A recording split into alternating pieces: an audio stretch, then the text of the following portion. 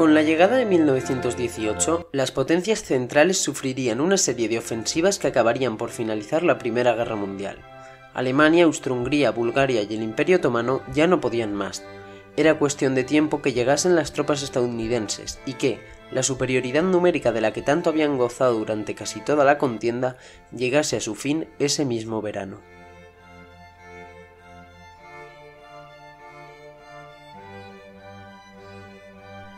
El 8 de julio de 1918, Ludendorff, general del ejército alemán, todavía veía con cierta positividad el rumbo de la guerra. Aunque los estadounidenses habían hecho acto de presencia en el continente unos meses antes, los alemanes, aun con sus pocos efectivos desgastados tras la ofensiva de primavera, veían todavía la posibilidad de resistir. El alto mando alemán preparó entonces una ofensiva para julio, con la que pretendía sorprender de nuevo a los aliados, esta vez un poco más al sur que la anterior, a la altura de Champagne.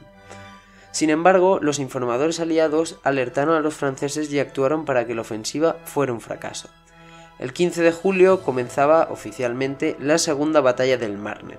Los alemanes, que esperaban realizar otra ofensiva sorpresa, se encontraron para empezar que la primera línea de trincheras estaba vacía, indicando que algo no iba bien.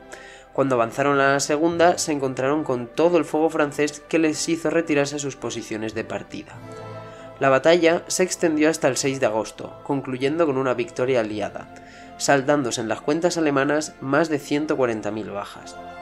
En la batalla, las tropas americanas se pudieron revelar como unos combatientes eficaces, con tácticas innovadoras y armamento novedoso.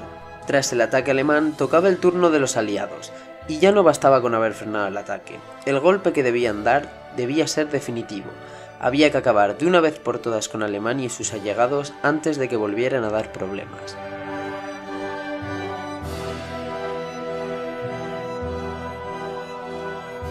Ferdinand Foch, mariscal francés, calculaba que la guerra finalizaría en 1919. Sin embargo, la coordinación aliada en múltiples frentes, la situación de la política interna alemana y el estado de la población civil influyeron en que el conflicto terminase de manera prematura. Ludendorff, aun con la derrota del Marne, seguía pensando que los aliados se limitarían a hacer ataques puntuales en diversos puntos del frente para desgastar a Alemania y nada más. Pensaba que no realizarían un gran ataque con el objetivo de llegar hasta Berlín. El mando alemán, desgraciadamente para ellos, se dio cuenta de que habían perdido definitivamente la guerra demasiado tarde. El 8 de agosto, los aliados dieron comienzo a la ofensiva de los 100 días. Cuando la ofensiva comenzó a rodar, Ludendorff reconoció al emperador que estaban al límite de sus fuerzas y que la guerra ya estaba perdida. La Gran Ofensiva, como se conocía entre los aliados a este ataque coordinado entre los ejércitos británico, francés y estadounidense, se estructuró en 3 ofensivas más pequeñas. Una debería ir desde la región de Argonne hasta Mezieres, otra debería partir desde Oise hasta la línea Hindenburg y una tercera lo haría desde Passchendaele hasta llegar a Brujas.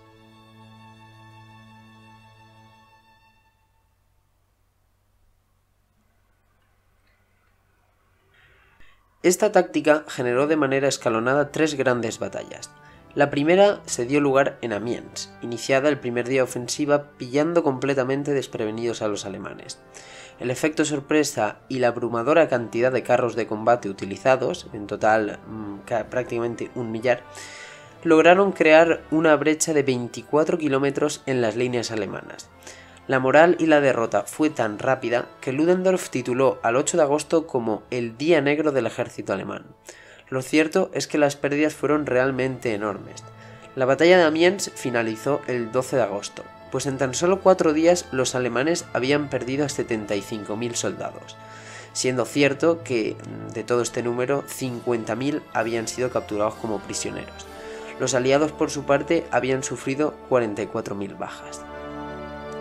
La siguiente ofensiva que se libró fue a la altura del Somme. Ahora, ya en 1918, los campos del Somme son un llano perfecto para los ejércitos aliados y para los carros de combate.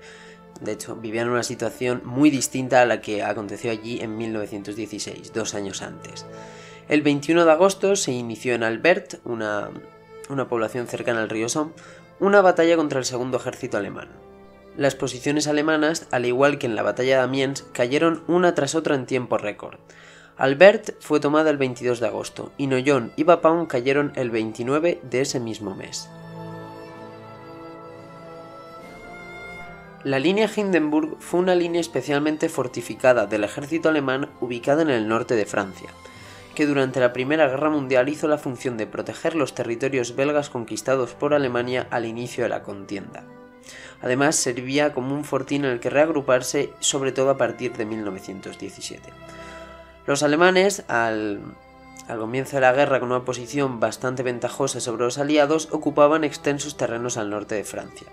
Sin embargo, tras la ofensiva de Amiens y la segunda batalla del Somme, se vieron obligadas a retirarse a esta línea defensiva. Los aliados, una vez comenzaron la ofensiva de los 100 días, fueron poco a poco comiendo terreno a los alemanes hasta llegar el 2 de septiembre a atacar la sección norte de la línea a la altura de Drocourt. El asalto a la línea Hindenburg se realizó bastante más rápido de lo que se esperaba.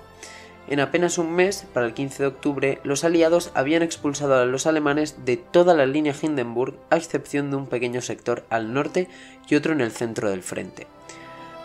2 semanas después de haber superado la última gran defensa de los alemanes, los aliados lanzaron la ofensiva definitiva, apoyándose sobre todo en aquellos que menos habían sufrido la guerra y que por tanto estaban menos fatigados de los combates, los estadounidenses.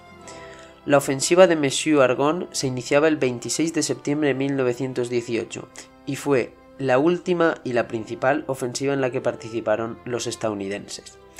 Previo un bombardeo intenso de más de 6 horas con más de 2.000 piezas de artillería, a las 5:30 de la madrugada, más de 700 tanques junto con 1.200.000 soldados apoyados por más de 840 aviones, atacaron las posiciones alemanas en el bosque de Argonne y en el río Somme. Frente a ellos, lo último del ejército imperial alemán, apenas 450.000 hombres desmoralizados, hambrientos, que no serían rival para la apisonadora aliada. El objetivo de la operación era la toma de Sedan y de su nudo ferroviario, para así cortar la línea que abastecía el frente tanto en el norte de Bélgica como en el centro de Francia. El bombardeo, que incluyó más de 800 proyectiles con gas mostaza, inhabilitó a más de 10.000 soldados alemanes. La presión en un segmento tan central del frente como era el sector de Verdun permitió un avance general en toda la línea, haciendo que finalmente Alemania, sobrepasada y derrotada, decidiese firmar un armisticio y poner fin a la guerra a las 11 de la mañana del 11 de noviembre de 1918.